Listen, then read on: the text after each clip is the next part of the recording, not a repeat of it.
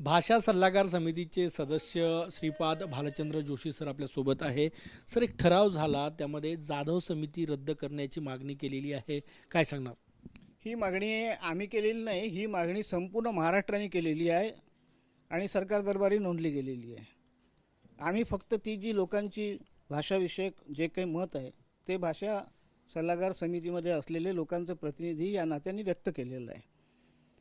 संपूर्ण महाराष्ट्राने एकमुखाने हिंदी सक्तीला, तिसरी भाषा सक्तीला विरोध केलेला आहे. त्या पहिली ते पाचवीच्या कोवळ्या वयांच्या मुलावरती 3-3, 4-4 भाषा तुम्ही लागणार. प्रत्येक भाषेचं व्याकरण, त्याची संरचना, लिंगव्यवस्था हे सगळं वेगवेगळं असतं. त्यामुळे त्या मुलांच्या डोक्यामध्ये किती गोंधळ उत्पन्न करणार, भाषिक क्षमता त्यांची पूर्ण नाहीशी करणार, हे बालमानसशास्त्रज्ञ सांगतं, बालशिक्षण तज्ज्ञ सांगतं. जाधव काय बालशिक्षण तज्ज्ञ आहेत का, की बालमानसशास्त्रज्ञ का आहेत काय?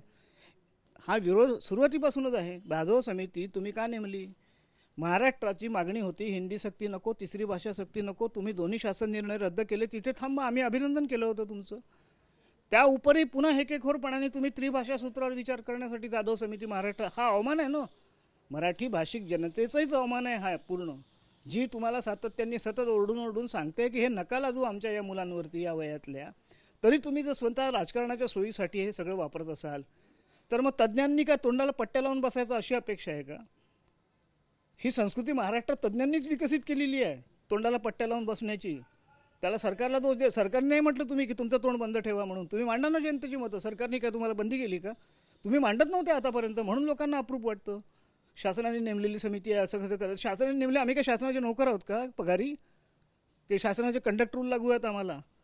ही विचार पद्धती आधी बदलली पाहिजे आपली, पहिली गोष्ट. दुसरी गोष्ट, कालच्या सभेमध्ये हे जे मत व्यक्त झालं एकमुखानी, त्याच्यामध्ये आज अध्यक्षांनी सुद्धा वर्तमानपत्रात ते सगळं सांगितलंच आहे काल काय झालं ते. मुद्दा हा आहे की तुम्ही महाराष्ट्रातल्या जनतेचा, भाषाविषयक तज्ज्ञांचा किती अवमान करणार, किती अवहेलना करणार त्यांची. तुम्ही त्यांचं मत लक्षात घ्यायला तयार नाही, त्याच्यावर विचार करायला तयार नाही. वरतून पुन्हा नको असलेली समिती लागता. जसं तुम्ही नको असलेलं मराठी विद्यापीठ दिलं, 90 वर्ष आम्ही जे मागतोय ते दिलंच नाही.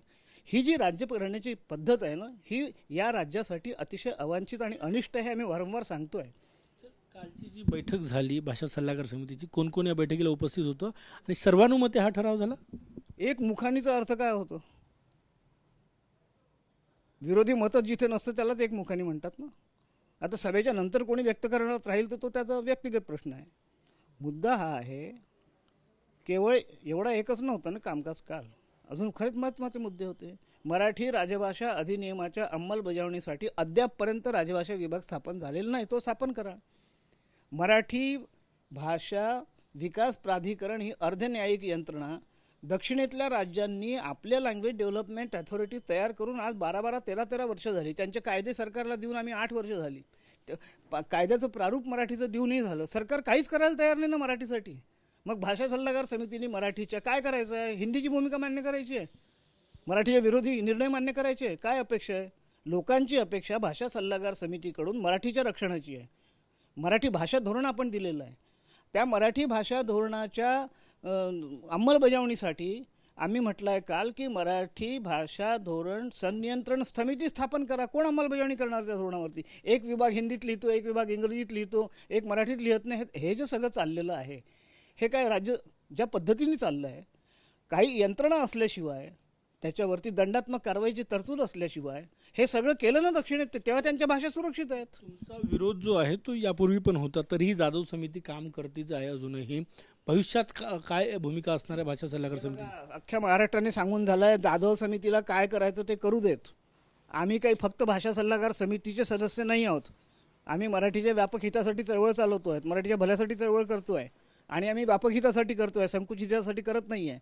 अख्ख्या महाराष्ट्राने सांगून झालेलं आहे की जाधव समितीने कोणताही अहवाल दिला तरीसुद्धा तिसरी भाषा आणि हिंदी सक्ती आम्ही मान्य करणारच नाही आहे ना. तीच तुमची भूमिका आहे? ही कायमच राहणार आहे. प्रश्न म्हणजे मुद्दाच उद्भवत नाही. जाधव समिती रद्द करा हा ठराव भाषा सल्लागार समितीच्या बैठकीत काल पारित झालेला आहे. आणि दुसरं महत्त्वाचं म्हणजे जाधव समितीनं कुठलाही अहवाल दिला तरी तो मान्य केला जाणार नाही, ठाम भूमिका श्रीपाद भालचंद्र जोशी यांनी व्यक्त केली आहे. कॅमेरामॅन सचिन सयामसह गजानन उमाटे, TV9 मराठी, नागपूर.